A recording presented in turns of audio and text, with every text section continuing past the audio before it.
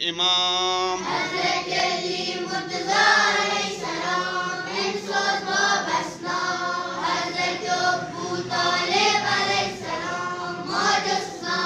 حضرت فاطمه بنت حسن علیه السلام دیم امام حضرت حسن مصطفی علیه السلام امسال وابسنا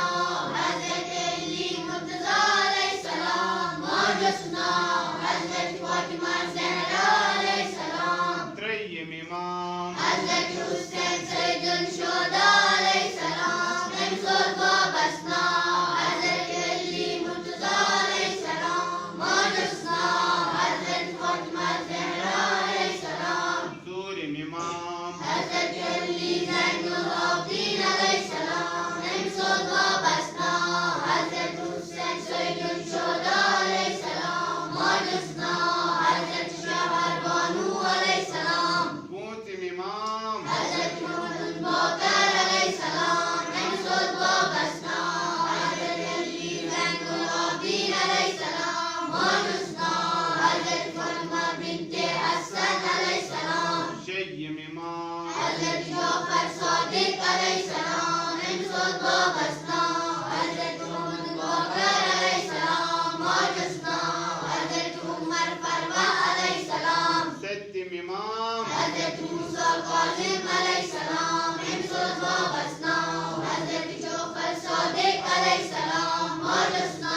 حضرت حمیده علیه السلام آٹھم امام حضرت علی رضا علیه السلام امسال وابسنا حضرت موسی کاظم علیه السلام ماجسنا حضرت نجمه علیه السلام نیم امام حضرت محمد الطیقی علیه السلام امسال وابسنا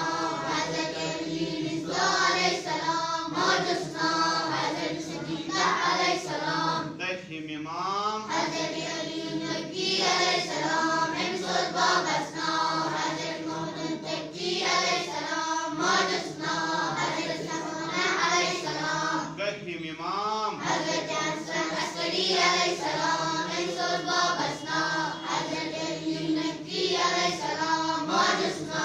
حضرت عیسی علیه السلام بهم امام حضرت مهدی ابو زمان علیه السلام امسال وابسنا حضرت حسن عسکری علیه السلام ماجسنا حضرت مهدی خاتون علیه السلام شنگار امام یک چیز معصوم حضرت فاطمه زهرا علیه السلام امسال وابسنا حضرت محمد مصطفی صلی الله علیه و آله